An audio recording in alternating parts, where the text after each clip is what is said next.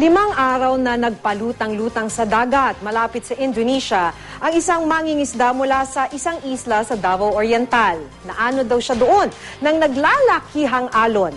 Nailigtas siya nang dumaan sa lugar ang isang grupo ng mga mangingisda mula sa Sarangani. Makibalita tayo kay Jennifer Solis ng GMA Gensan. Halos sunog ang mukha ng mangingisdang si Daryl Jumbo Bandigan ng aming makapanayam sa Malapatan, Sarangani.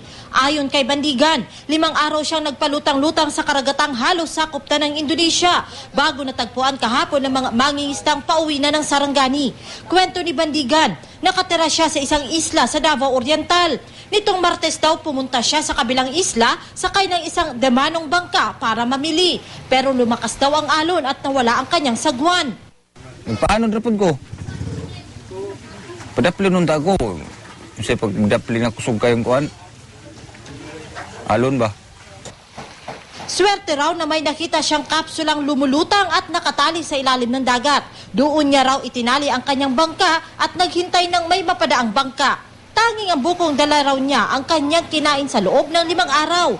Ayon sa grupong nakaligtas kay Bandigan, nanghihina ito ng kanilang makita. Ay, luya na kayo ang lawas. Luya na kayo. Maglisod may isang saka sa akong pambot. Yung moto nga, tagaan ako sinina. Eh, basa mo yan sinina niya.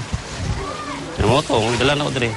Nasa pangangalaga na ngayon ng Provincial Social Welfare Development Office si Bandigan. Gusto na ni Bandigan na makauwi sa Davao Oriental. Jack daw na nag-aalala na ang kanyang pamilya. O, na ako sa kuhan. Jinsan, naanod ko. Ngayon kung tabang sa among barangay, kaya ko naanod. Pero makaulipod ko ba?